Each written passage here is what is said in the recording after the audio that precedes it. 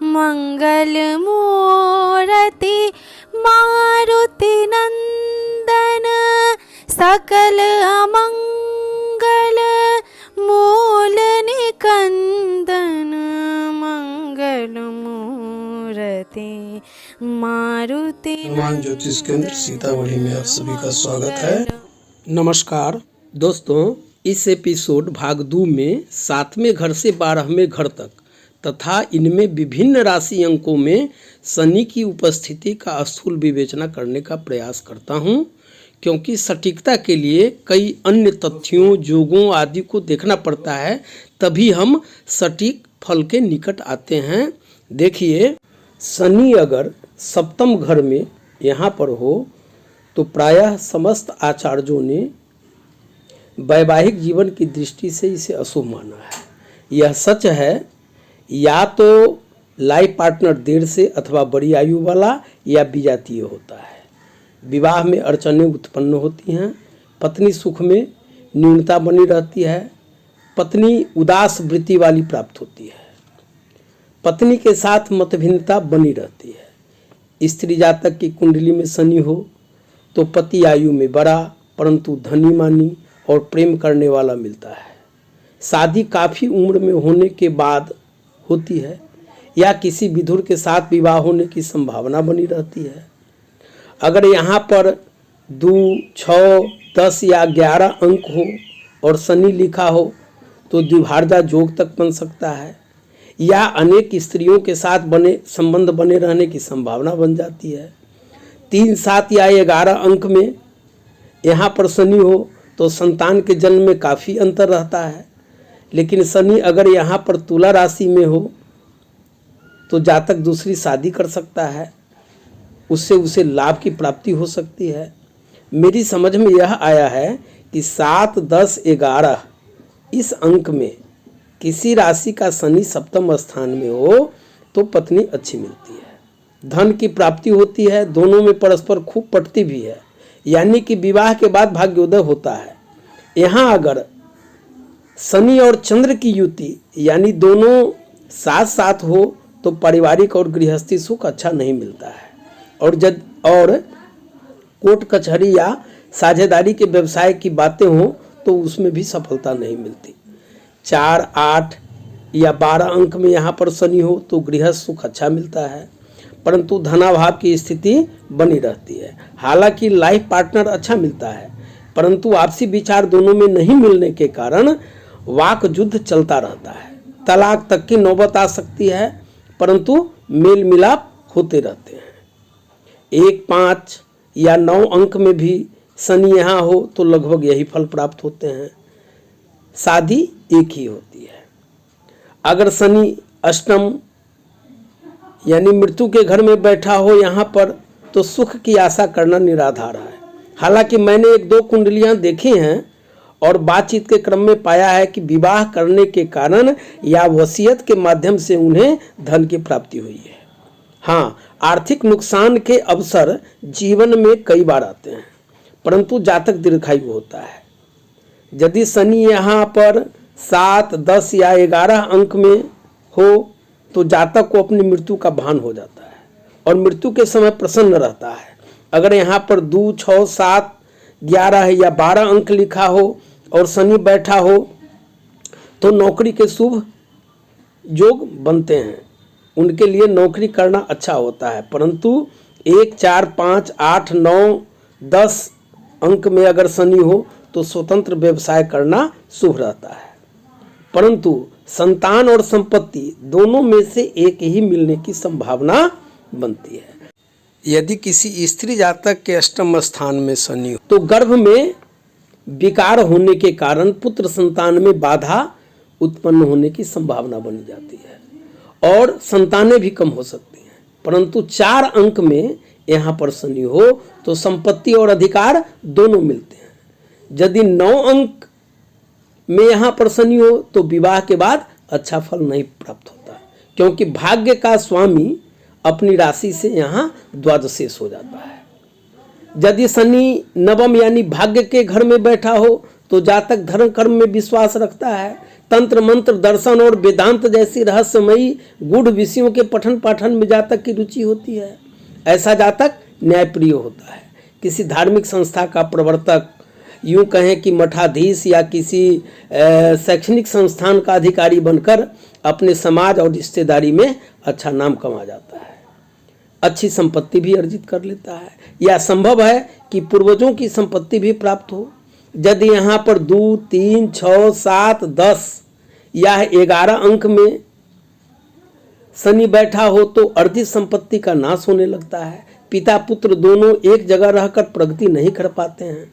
भाई बहनों में अनबन बनी रहती है। संपत्ति के विभाजन में झगड़े होने के कारण मामला कोर्ट कचहरी तक चली जाती है। प्रवास में समय व्यतीत करना पड़ता है। माँ सौतेली भी हो सकती है। हमेशा जातक के मन में एक अस्थिरता सी बनी रहती है और दृढ़ निर्णयों पर केंद्रित ऐसा जातक नहीं रह पाता है। परंतु यहाँ पर 4, 5, 8, 9 या 12 अंक लिखा हो और शनि बैठे हों तो शुभ फल प्रदान करते हैं। और भाइयों के बीच बनती भी है। एक दूसरे के विचार मिलने के कारण आपसी काफ़ी पटरी भी बनी रहती है। यदि शनि यहाँ पर 1 अंक यानी अपनी नीच राशि में हो, मेष में, या अस्त या पाप पीड़ित या दुर्बल हो तो जातक परिस्त्रीगामी, पैरों में विकार वाला, ठग, आडंबरी बन जाता है। पिता का सुख भी कम मिलता है। विवाहोपरांत रिश्तेदारों से कोर्ट कचहरी के मामले तक बन जाते हैं एवं प्रवास के कारण जातक को काफ़ी नुकसान का सामना करना पड़ सकता है। यदि शनि दशम यानी कर्म भाव में हो, कर्म के घर में हो, तो ऐसा जातक अंततः अपने लक्ष्य को प्राप्त कर ही लेता है। ऐसा जातक अपने स्व परिश्रम और स्व भुजबल से जीवन में आगे बढ़ता है और अधिकार संपन्न बनता है। हालांकि माता पिता से अलग रहना पड़ता है। पिता पुत्र एक साथ प्रगति नहीं कर पाते हैं, वैमनस्य बना रहता है। पिता या स्वयं के कार्य व्यवसाय बंद हो जाते हैं। कर्ज लेकर चुकाना भारी हो जाता है।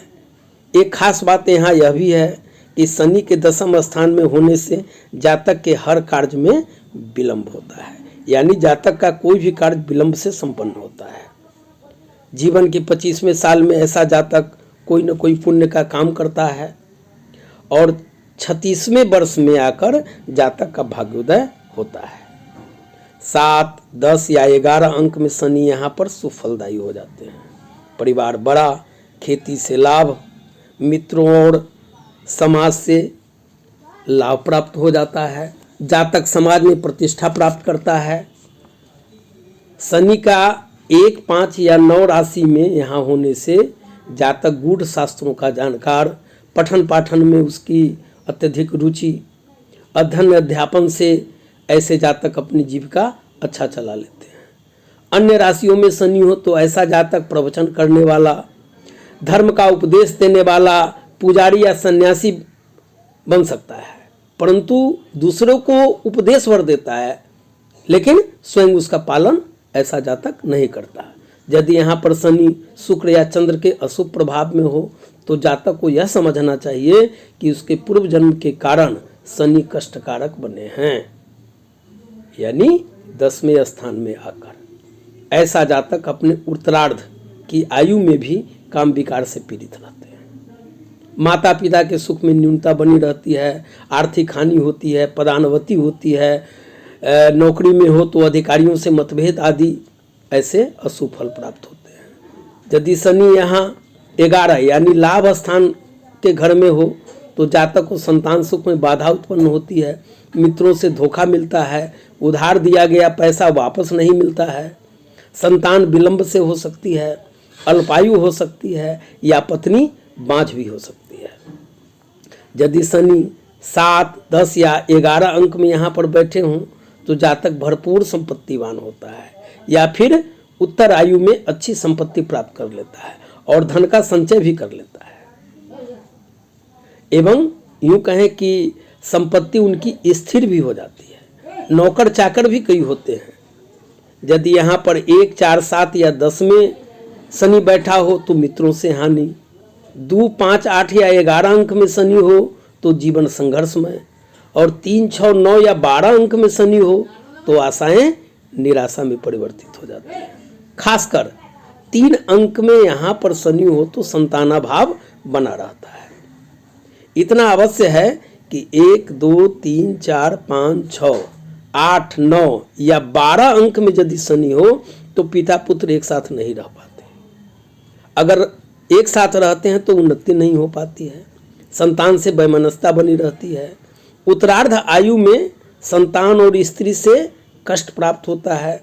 यदि शनि यहाँ पर सूर्य या चंद्रमा के साथ हो या अशुभ योग करता हो तो आय के स्रोत सीमित होते हैं, जिसके कारण जीवन में अर्थ कष्ट बना रहता है।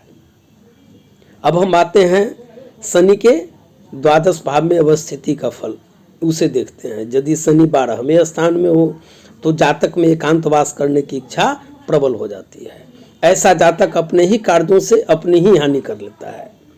यदि यहाँ पर शनि चंद्रमा सूर्य मंगल या बुध से अशुभ योग करता हो, पाप युक्त या पाप क्षेत्रीय हो तो नेत्रों में अंधापन, अज्ञातवास, विष प्रयोग से देह हानि, कारावास का दंड आदि जैसे अशुभ फल प्राप्त होते हैं।